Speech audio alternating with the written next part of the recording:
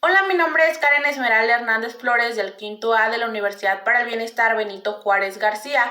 A continuación les voy a presentar acerca de lo que es la diarrea aguda en adultos, esto basado en la GPS. Tenemos que la GPS va a estar constituido por evidencia, recomendación clave, así como puntos de buena práctica, de los cuales van a estar clasificados en lo que es un nivel o un grado. Tenemos niveles tales como bajo, moderado o alto, así como grados A, B, C. Primero veamos qué es la diarrea aguda. La diarrea aguda vamos a tener que va a ser definida como lo que es el aumento en lo que es el contenido de líquido, de volumen o de frecuencia en las deposiciones, la cual tiende a ser menor a 14 días. Vamos a tener que puede ser tanto de origen infeccioso causado por algún virus, bacteria, hongo o parásito, o no infeccioso, como por ejemplo los efectos adversos de algunos medicamentos.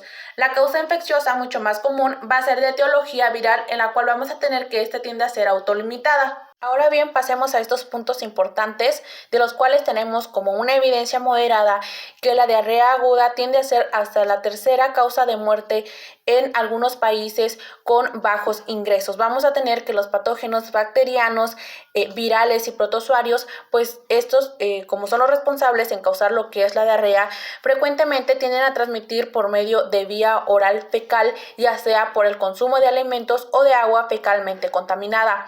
Otra evidencia moderada tenemos que el uso de floculantes en bolsitas, así como la desinfección del agua, tienden a disminuir hasta un tercio de los casos de diarrea. Una evidencia alta nos hace mención de que para poder reducir lo que es el riesgo de diarrea es recomendado el lavado de manos con agua y jabón. Esto se va a efectuar después de defecar, después del cambio de pañales, así como antes de preparar los alimentos o de comerlos. Vamos a tener que promover lo que es el lavado de manos, tiende a reducir los episodios de diarrea hasta aproximadamente un 30%. El lavado de manos puede promoverse esto a través de una capacitación, ya sea grupal o individual, sobre la educación de higiene o conciencia sobre la salud, esto con la ayuda de lo que son los carteles, los folletos, los cómics, canciones y obras de teatro. Vamos a tener que una recomendación clave alta nos hace mención del lavado de manos con jabón, a cual va a reducir lo que es la enfermedad diarreica. Una evidencia alta nos hace mención de que para nosotros debemos de seguir lo que son las medidas de control de infecciones, las cuales van a incluir lo que es el uso de guantes, de batas, la higiene de manos frecuente con agua y jabón, así como el uso de desinfectantes a base de alcohol en lo que son el cuidado de las personas con diarrea. Otra recomendación clave moderada nos hace mención de que es recomendado el lavado de manos efectivo o el uso regular de lo que son los sanitizadores para manos, esto a base de alcohol, para prevenir lo que es la diarrea aguda. Otra recomendación clave alta nos indica que las prácticas adecuadas de seguridad alimentaria nos van a ayudar a evitar la contaminación y por lo tanto van a prevenir lo que es la aparición de cuadros diarreicos en la población. Ahora bien, un punto de buena práctica nos indica que las campañas de saneamiento, así como lo que es la promoción de la salud, estos son de gran utilidad para nosotros poder prevenir los casos de diarrea por cualquier etiología. Ahora bien, en este punto tenemos una evidencia alta, la cual nos va a indicar que se debe de realizar un historial clínico y de exposición detallado de las personas los cuales presenten diarrea, esto bajo cualquier circunstancia, incluso a pesar de que ya exista un historial de una enfermedad similar. Ahora bien, otra evidencia, esto ya del grado C, nos indica que nosotros debemos de observar lo que es el inicio, la duración, la gravedad y la frecuencia de las evacuaciones, así como sus características, ya sea que ésta se presente con moco, con sangre purulenta, y vamos a tener que debemos de evaluar también al paciente, esto de acuerdo al grado de deshidratación, en la cual se tienden a presentar lo que son síntomas como oliguria, sed, cambios en el estado mental. Ahora bien, tenemos que el vómito, este va a ser sugestivo de una enfermedad viral o de alguna enfermedad causada ya sea por la ingestión de una toxina bacteriana preformada. En cambio, tenemos que los síntomas más sugestivos de lo que son las diarreas bacterianas, esto por lo regular vamos a tener lo que es fiebre, tenesmo y heces sanguinolientas. Una recomendación clave moderada nos hace mención de que al momento de realizar el interrogatorio lo hagamos de manera adecuada, ya que por lo general este nos tiende a guiar a lo que es el agente causal. Ahora bien, vamos a tener que en adultos que presenten diarrea aguda causada por enterobacterias, que realicen actividades relacionadas con el cuidado infantil, de adultos mayores o el manejo de alimentos, es recomendado dar seguimiento con coprocultivos para poder asegurar lo que es la erradicación ya del patógeno a fin de poder disminuir lo que es el riesgo de transmisión. Dentro de una evidencia moderada nos hace mención que la mayoría de los casos de diarrea leve tienden a ser de etiología viral. Mientras tanto, los de etiología bacteriana, estos son casos de diarrea grave, de los cuales pues aquí se presentan síntomas que ya los habíamos mencionado, de los cuales tenemos la fiebre, las heces con sangre y estos pues también pueden indicar lo que es una enfermedad invasiva. Tenemos que la diarrea crónica también puede ser causada por parásitos. Ahora bien, tenemos que entre los patógenos más importantes causantes de la diarrea aguda van a estar el rotavirus, la entamoeba histolítica, Cryptosporidium, Escherichia coli, Salmonella, Shigella, el Campylobacter jejuni, Vibrio cholera y la Giardia lamblia.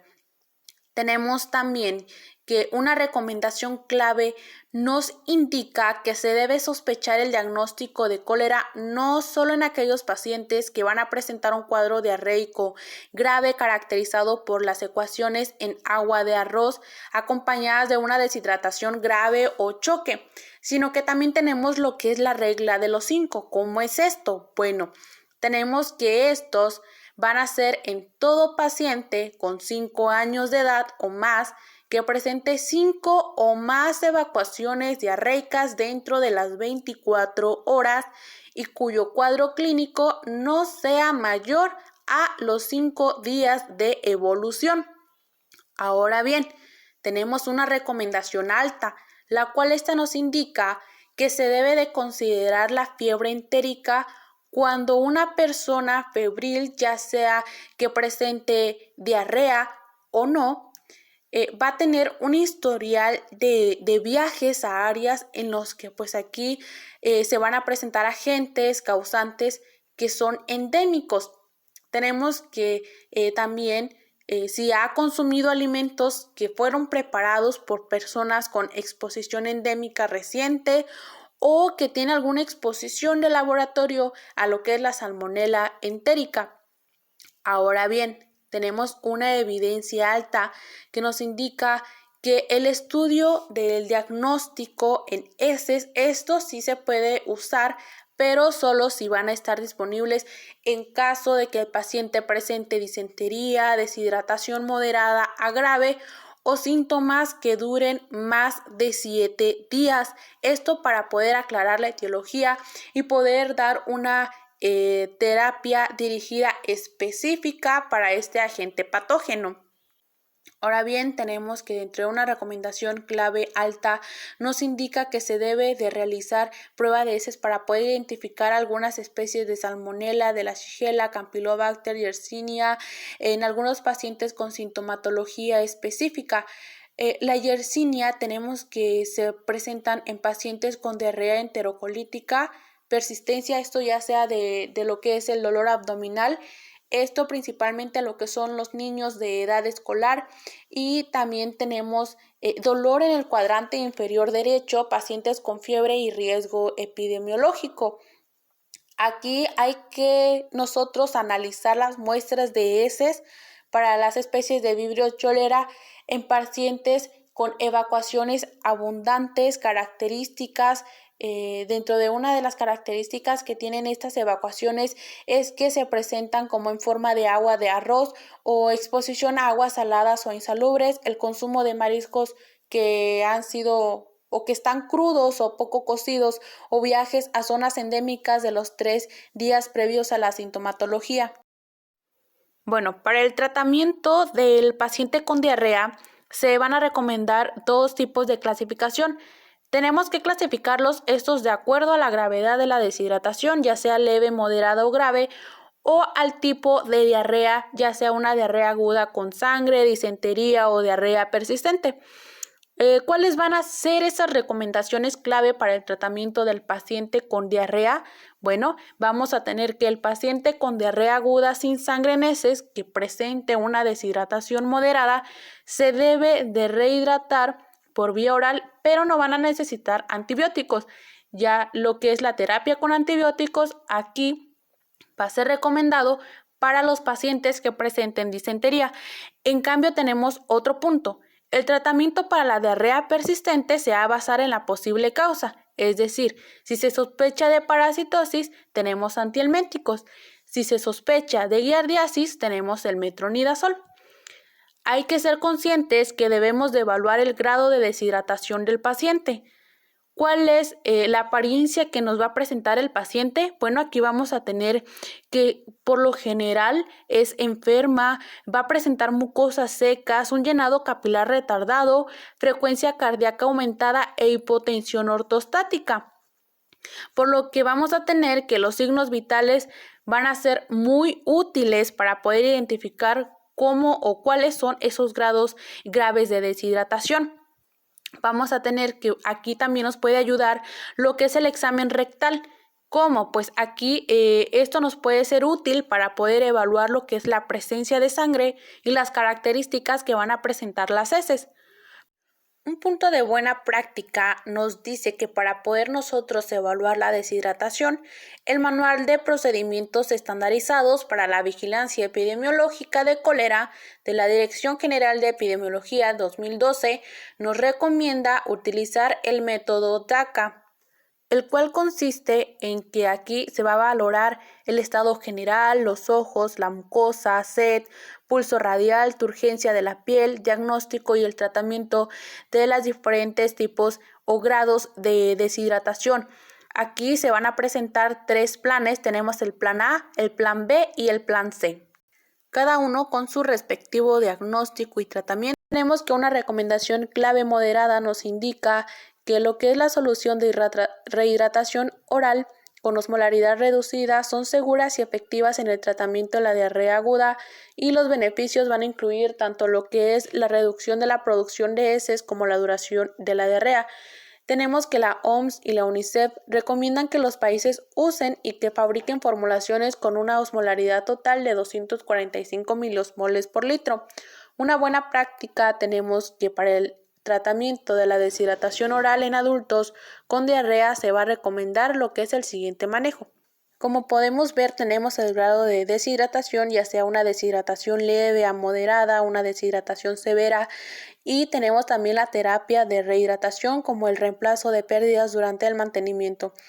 Vemos que dentro de la terapia de rehidratación en una deshidratación leve a moderada tenemos que administrar 2.200 a 4.000 mililitros de suero oral en las primeras 4 horas. Mientras tanto, en la deshidratación severa se debe de administrar esto por vía intravenosa, líquidos isotónicos como por ejemplo tenemos el lactato de Ringer o solución salina en la cual se debe administrar 100 mililitros por kilogramo en 3 horas.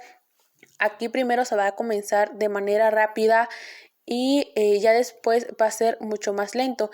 Cuando empezamos de manera rápida van a ser 30 mililitros por kilogramo en 30 minutos y ya cuando sea más lenta dentro de lo que es la cantidad ya total de esto va a ser de 200 mililitros por kilogramo durante las primeras 24 horas. Vamos a ajustar electrolitos y administrar dextrosa con base en los valores bioquímicos. Tenemos que la rehidratación se debe de continuar hasta que el pulso, la perfusión y el estado mental regresen a la normalidad.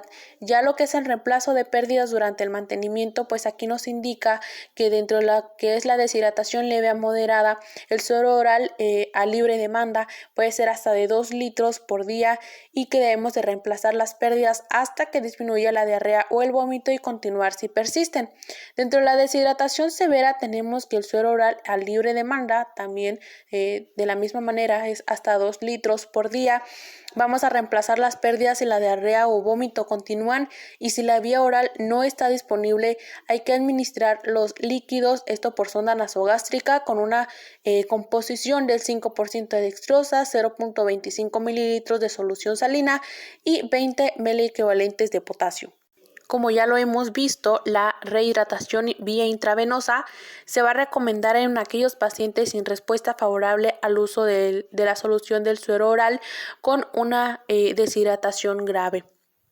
En la mayoría de las personas con diarrea acosa aguda sin antecedentes de viaje e internacionales recientes, no se recomienda lo que es la terapia empírica antimicrobiana como una recomendación clave alta. Tenemos agentes antimotilidad como lo que es la aloperamida, el cual es efectivo para poder reducir lo que es la duración de la diarrea en adultos, pero no se recomiendan para personas con sospecha de shigellosis o Escherichia coli productora de la toxina Shigella. Se puede utilizar la aloperamida en adultos inmunocompetentes con diarrea acosa aguda, pero se debe de evitar en casos sospechosos o comprobados de megacolon tóxico que puedan resultar en una diarrea inflamatoria con fiebre. Vamos a tener que se va a recomendar el uso de subsalicilato de bismuto en pacientes con diarrea del viajero leve a moderada a fin de reducir el número de evacuaciones. Esto como una recomendación clave del grado C. Como punto de buena práctica, no se va a recomendar el uso de suplementos de zinc en adultos con diarrea aguda debido a que no hay evidencia que compruebe su efectividad. Se debe de modificar o interrumpir el tratamiento antimicrobiano cuando se identifique un agente causal clínicamente plausible como una recomendación moderada. Como punto de buena práctica tenemos que se va a recomendar seleccionar el tratamiento antimicrobiano de la diarrea aguda según el agente causal identificado. Dentro de los antibióticos tenemos la levofloxacino, ciprofloxacino, ofloxacino, acitromicina y la rifaximina. Vamos a tener que si los síntomas no se resuelven después de 24 horas, vamos a completar un ciclo de antibióticos de 3 días. Si hablamos del uso de antibióticos por agente causal, tenemos que en el cólera, los medicamentos de primera elección va a ser la doxiciclina de 300 miligramos por dosis única, la acitromicina 1 gramo de dosis única, ciprofloxacino de 500 miligramos, esto cada 12 horas por 3 días o 2 gramos de dosis única. En la shigellosis tenemos el ciprofloxacino de 500 miligramos cada 12 horas por 3 días o 2 gramos dosis única y la ceftriaxona de 2 a 4 gramos de dosis única. Lo que corresponde a mebiasis y giardiasis tenemos el metronidazol de 750 miligramos 3 veces al día por 5 días y el campylobacter acitromicina 500 miligramos cada 24 horas durante 3 días. Se recomienda la terapia antimicrobiana con loperamida complementaria, esto ya que va a ofrecer una ventaja sobre los antibióticos solos al poder disminuir la duración de la enfermedad y aumentar la probabilidad de curación. En el primer nivel de atención, la prescripción de la incapacidad temporal para el trabajo la determinará el personal médico con base en la gravedad del cuadro clínico y la actividad laboral de cada paciente. Vamos a tener que los adultos que vayan a presentar lo que es una deshidratación severa, estos van a necesitar de lo que es líquidos de manera intravenosa, ya que van a tener un gran riesgo de poder sufrir lo que es un choque. Por lo tanto, vamos a tener que también pueden recibir lo que son los antibióticos adecuados, tomando en cuenta siempre los puntos anteriores que hemos visto para poder acortar la duración de la diarrea. Un punto de buena práctica tenemos que lo que es la estancia hospitalaria, esta va a ser con el objetivo de mantener lo que es el estado hídrico del paciente por vía intravenosa.